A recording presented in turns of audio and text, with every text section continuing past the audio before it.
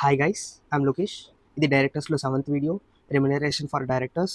So ఈ question ఏంటంటే, ఒక కంపెనీలో డైరెక్టర్స్ అపాయింట్ చేశాక వాళ్ళకి రెమ్యునరేషన్ ఎలా ఫిక్స్ చేస్తారు, ఏంటంటే ప్రొసీజర్ అండ్ వాళ్ళకి లిమిట్స్ ఏంటనేసి ఈ క్వశ్చన్లో చూస్తాం.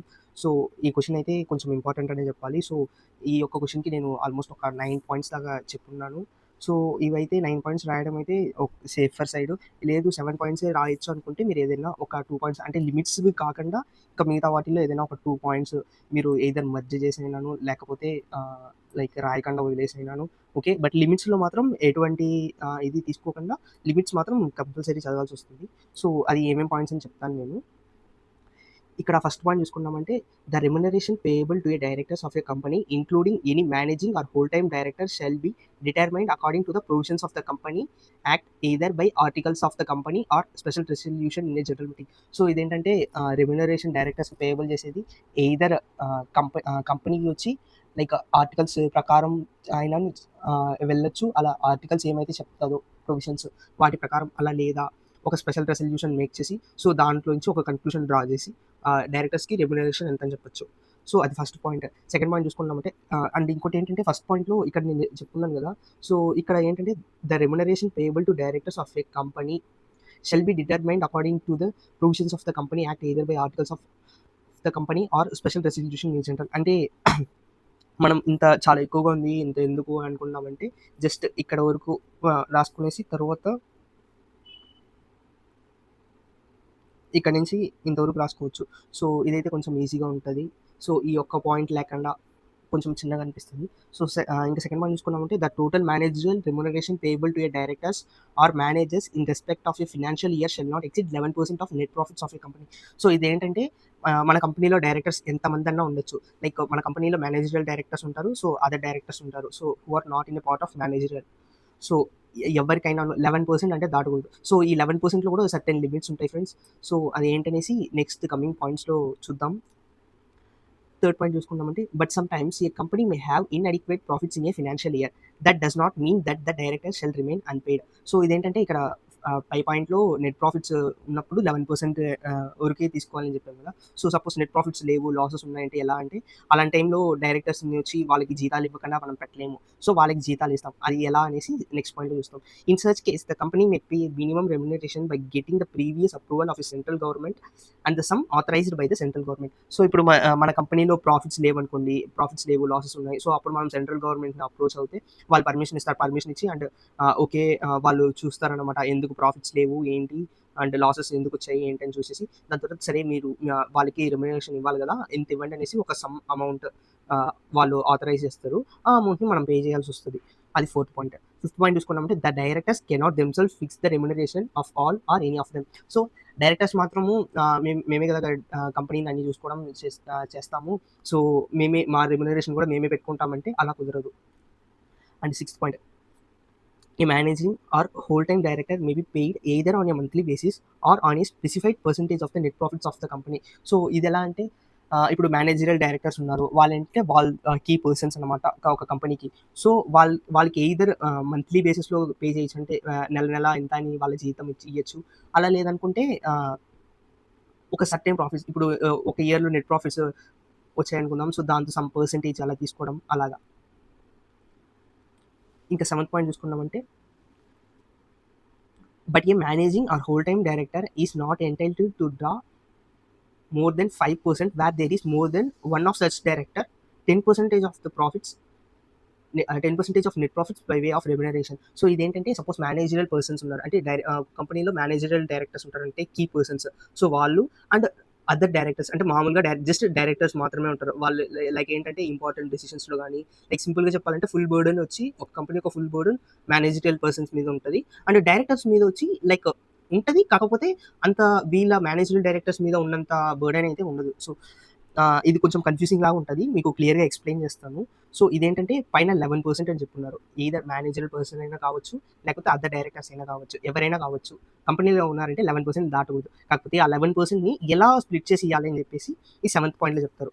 సపోజ్ ఇక్కడ చూసుకుందాము, managerial directors and other directors like whole time directors ఎవరైనా కావచ్చు, లైక్ ఎలాగైనా కావచ్చు. ఇప్పుడు మేనేజరియల్ డైరెక్టర్స్ మాత్రం ఉన్నారు, ఒక పర్సన్ మాత్రమే ఉన్నారు కంపెనీలో, ఇంకా డైరెక్టర్స్ ఎవ్వరూ లేరు.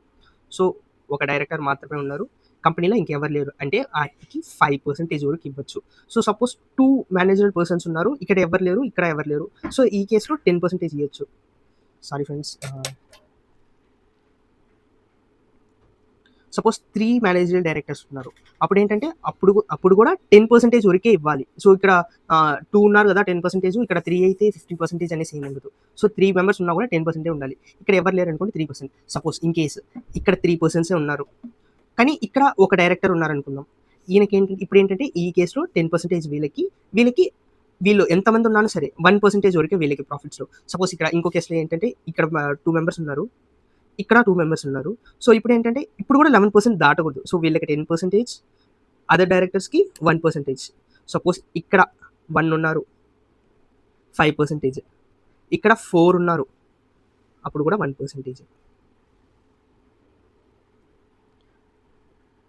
అదే ఇంకో కేసులో చూసుకుందాం. ఇక్కడ సరిపోనందువల్ల పైన రాస్తున్నాను. ఇక్కడ మేనేజరియల్ పర్సన్స్లో ఇక్కడ వచ్చి ఎవ్వరూ లేరు, కానీ ఇక్కడ 3 మెంబర్స్ ఉన్నారు. ఇప్పుడు ఈ కేసులో అయితే అప్ టు 3% వరకు వీళ్ళు తీసుకోవచ్చు. కానీ ఇన్ని పాయింట్స్ అన్నీ అవసరం లేదు, జస్ట్ ఇదైతే మన నాలెడ్జ్ కోసం నేర్చుకోవడం మంచిది.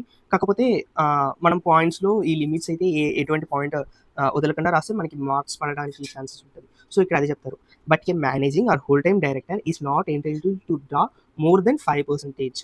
అంటే ఒక మేనేజింగ్ డైరెక్టర్ ఉన్నా సరే, లేదా ఒక హోల్ టైమ్ డైరెక్టర్ అంటే మేనేజరల్ కీ పర్సన్స్గా ఉండాలి, వాళ్ళకైతే 5%. ఇద్దరు ఉన్నారా 10%, ఇద్దరు కంటే ఎంతమంది ఎక్కువ ఉన్నాను 10%, వాటికి పైన ఇవ్వకూడదు. అండ్ ఒక మేనేజరల్ పర్సన్స్ ఉన్నారు, వాళ్ళతో పాటు అదర్ డైరెక్టర్స్ లేకపోతే అదర్ హోల్ టైమ్ డైరెక్టర్స్ వాళ్ళు ఉన్నారా, వాళ్ళందరికీ కలిపి 1%. సపోజ్ మేనేజరల్ డైరెక్టర్స్ ఎవ్వరూ లేరు, ఓన్లీ అదర్ డైరెక్టర్స్ అంటే హోల్ టైమ్ డైరెక్టర్స్ వాళ్ళు మాత్రమే ఉన్నారు, అలాంటి కేసెస్లో అప్ టు 3% ఇవ్వచ్చు. సో అదేది ఇక్కడ చెప్పారు. సో 8th పాయింట్ చూసుకున్నామంటే a public company can pay remuneration to its directors including executive and non-executive directors within the limits of 11% of net profits, and these limits can be exceeded with the approval of members of the company by an ordinary resolution. So ఇప్పుడు ఒక ordinary resolution ఒక pass చేసి దాని తర్వాత కావాలంటే ఈ 11% కంటే ఎక్కువ పే చేయొచ్చు. సో ఈ క్వశ్చన్లో చూసుకున్నామంటే టోటల్గా 2 టైమ్స్లో రెసల్యూషన్ గురించి వస్తుంది. సో లిమిట్ని ఎక్సీడ్ చేయాలంటే ఆర్డినరీ రెసల్యూషన్, అదే రెమ్యునరేషన్ ఎంత పే చేయాలి అనేసి అనుకుంటే అప్పుడు స్పెషల్ రెసల్యూషన్. ఓకే గైస్, ఇది. అండ్ 9th పాయింట్ చూసుకున్నామంటే however the only exception in the remuneration paid for the professional services rendered by a director for the company will not be included in the limit. So ఈ 11%లో ప్రొఫెషనల్స్గా వస్తారు కదా, అంటే బయట నుంచి directors రావచ్చు, alternate directors కానీ, ఆల్టర్నేట్ కాదు, అడిషనల్ డైరెక్టర్స్ ఎవరైనా బయట నుంచి లైక్ జస్ట్ ఒక 2 or 3 డేస్కి మాత్రము వచ్చి మా కంపెనీలో పనిచేసేసి వెళ్ళండి ఏంటని చూసేసి, అంటే అలాంటి టైంలో వాళ్ళకి మాత్రము ఈ యొక్క 11%లో లిమిట్ రాదు. అంతే గైస్. సో ఇక్కడ చూసుకున్నామంటే ఈ యొక్క 4 పాయింట్స్ కానీ గుర్తుపెట్టుకున్నామంటే మనం ఈజీగా రాయడానికి ఉంటుంది. ఫస్ట్ చూసుకున్నామంటే డిటర్మినేషన్ ఆఫ్ రెమ్యునరేషన్. సో ఇదేంటంటే రెమ్యునరేషన్ ఎలా డిటర్మైన్ చేస్తాం. So provisions, as per provisions articles of అసోసియేషన్లో ఏమైతే చెప్పారో ఎంతైతే అమౌంట్ చెప్పారో ఆ అమౌంట్, లేదా ఒక స్పెషల్ రెసల్యూషన్ పాస్ చేసి దాని తర్వాత దాంతో ఎంత డిసైడ్ అవుతామో ఆ అమౌంట్, అదేలాగా మనం డిసైడ్ చేసే రెమ్యునరేషన్ వచ్చి 11% ఆఫ్ నెట్ ప్రాఫిట్స్ కంటే ఎక్కువ ఉండకూడదు. సో అది ఈ ఫస్ట్ 2 పాయింట్స్ ఫస్ట్ పాయింట్లో రాద్దాం. సో సెకండ్లో చూసుకున్నామంటే ఇన్అడిక్వేట్ ప్రాఫిట్స్ ఉంటే ఏంటి, అలాంటి టైంలో డైరెక్టర్స్కి పే చేయకుండా ఉండలేము. సో వాళ్ళకి ఎలా పే చేయాలి, దేని బేసిస్ మీద పే చేయాలంటే సెంట్రల్ గవర్నమెంట్కి అప్రూవల్ తీసుకునేసి దాని తర్వాత సెంట్రల్ గవర్నమెంట్ ఎంతైతే అమౌంట్ చెప్తుందో ఆ అమౌంట్ పే చేస్తాం. తర్వాత ఫిక్సింగ్ ద రెమ్యునరేషన్, ఇదేంటంటే మినిమం రెమ్యునరేషన్ ఎంత ఏంటి అని చెప్పేసి. సో డైరెక్టర్స్ వాళ్ళే ఒక అమౌంట్ అనుకునేసి మేము డైరెక్టర్స్ ఇంత తీసుకుంటామని చెప్పకూడదు, అది ఫిక్సింగ్ ద డైరెక్టర్స్. ఇక్కడ చూసుకున్నామంటే లిమిట్స్లో ఏంటి, ఒక మేనేజింగ్ డైరెక్టర్ మాత్రం ఉన్నారంటే 5%, 2 మేనేజింగ్ డైరెక్టర్స్ ఉన్నారంటే 10%, 2 or more మేనేజరల్ పర్సన్స్ ఎంతమంది ఉన్నాను సరే 10%. అండ్ ఆ 10%తో పాటు 1% ఇవ్వచ్చు. 1% ఎప్పుడంటే అదర్ డైరెక్టర్స్ ఉన్నారు, అంటే కీ మేనేజరల్ పర్సన్స్ కాకుండా అదర్ డైరెక్టర్స్గా ఉన్నారు, వాళ్ళకి 1%. సపోజ్ మేనేజరల్ డైరెక్టర్స్ ఎవరూ లేరు, అందరూ జస్ట్ డైరెక్టర్స్ అంతే, అలాంటి టైంలో 3%. సో అది ఇక్కడ 7th and 8th point limits. So మనకి ఇప్పుడు చాలా ఎక్కువగా ఉంది, ఇంత చదవాలా అనుకుంటే మనం ఈ 9th పాయింట్ క్యాన్సిల్ చేసేయచ్చు. సో ఈ 8 పాయింట్స్ లిమిట్స్లో అయితే మాత్రం ఈ పక్కా రాయాలి, ఇదైతే మాత్రం 7th 8th ఇది పక్కా రాయాలి. తర్వాత వచ్చేసి పైన ఈ యొక్క ఫస్ట్ 2 ఆర్ 3 పాయింట్స్‌లో ఏదైనా వద్దనుకుంటే ఒక పాయింట్ క్యాన్సిల్ చేయొచ్చు. సో 7 పాయింట్సే రాద్దాం అనుకుంటే. సో ఇది guys remuneration of directors. Okay, thank you. Please subscribe my channel CMA Decoded.